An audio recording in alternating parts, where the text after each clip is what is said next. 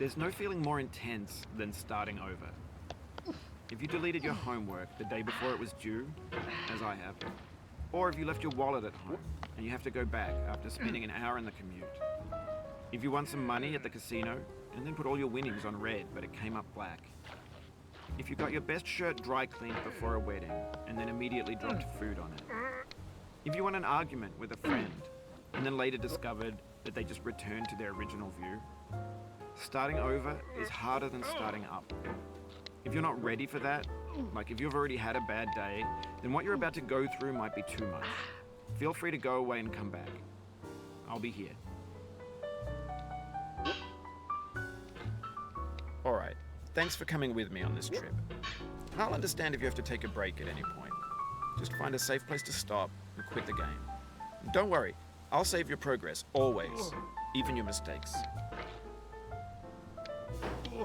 This game is a homage to a free game that came out in 2002, titled Sexy Hiking.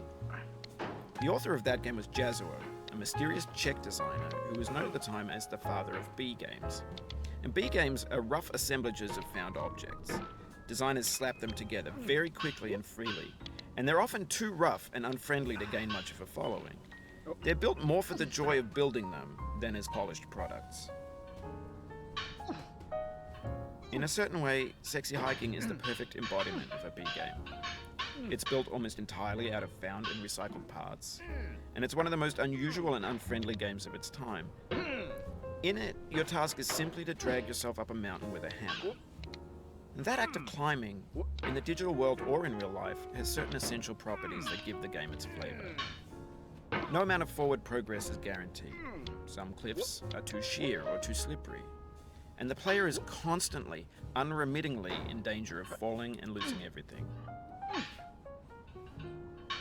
Anyway, when you start Sexy Hiking, you're standing next to this dead tree that blocks the way to the entire rest of the game. It might take you an hour to get over that tree, and a lot of people never got past it. You prod and you poke at it, exploring the limits of your reach and your strength, trying to find a way up and over. And there's a sense of truth in that lack of compromise. Most obstacles in video game worlds are fake. You can be completely confident in your ability to get through them once you have the correct method or the correct equipment or just by spending enough time. In that sense, every pixelated obstacle in Sexy Hiking is real. The obstacles in Sexy Hiking are unyielding, and that makes the game uniquely frustrating. But I'm not sure Jazuo intended to make a frustrating game. The frustration is just essential to the act of climbing, and it's authentic to the process of building a game about climbing. A funny thing happened to me as I was building this mountain. I'd have an idea for a new obstacle, and I'd build it, test it, and it would usually turn out to be unreasonably hard. But I couldn't bring myself to make it easier. It already felt like my inability to get past the new obstacle was my fault, as a player rather than as a builder. Imaginary mountains build themselves from our efforts to climb them, and it's our repeated attempts to reach the summit that turns those mountains into something real.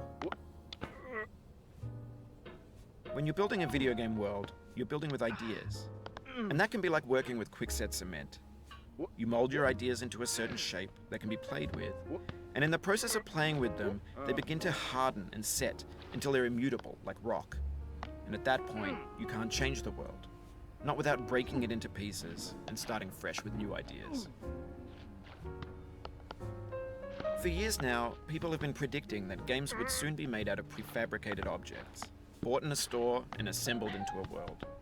And for the most part, that hasn't happened, because the objects in the stores are trash.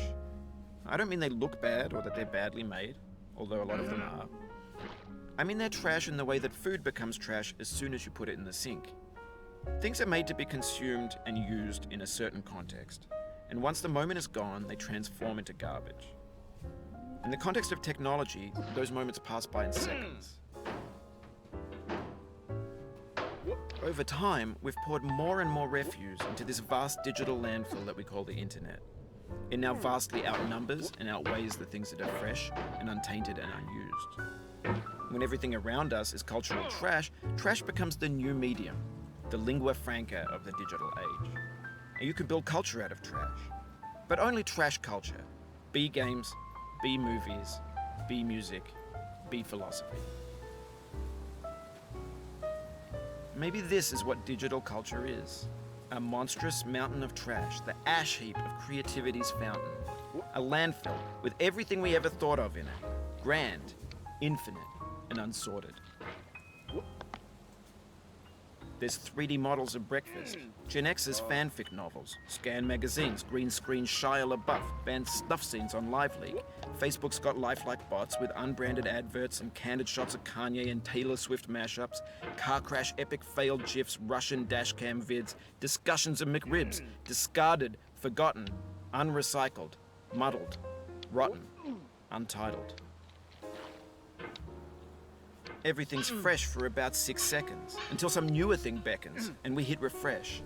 And there's years of persevering, disappearing into the pile, out of style, out of sight.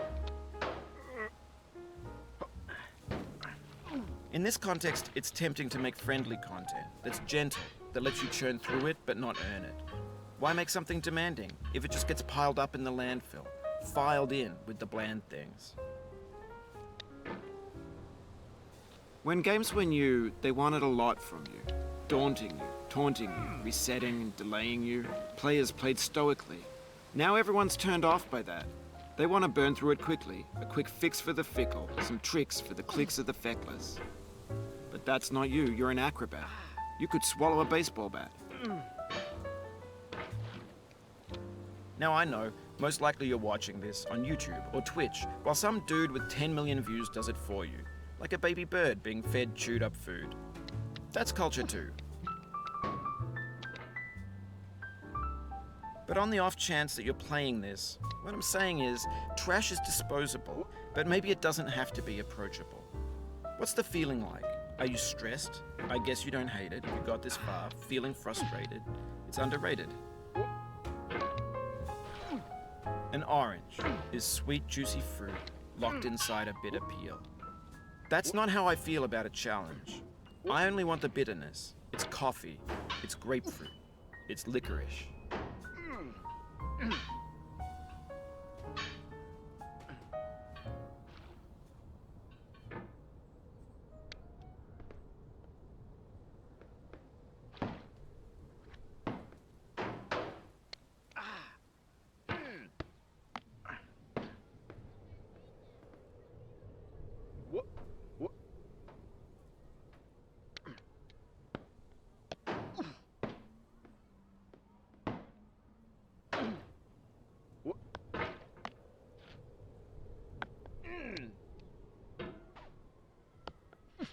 No. Oh. Whoa.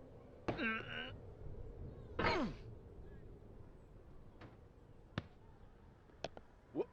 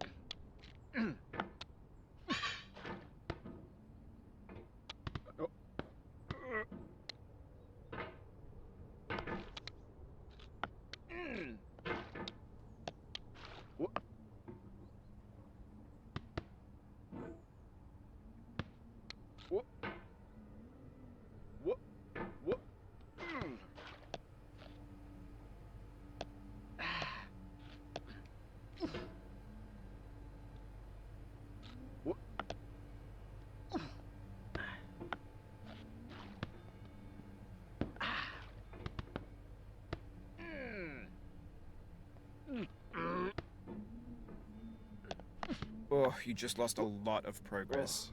That's a deep frustration, a real punch in the gut.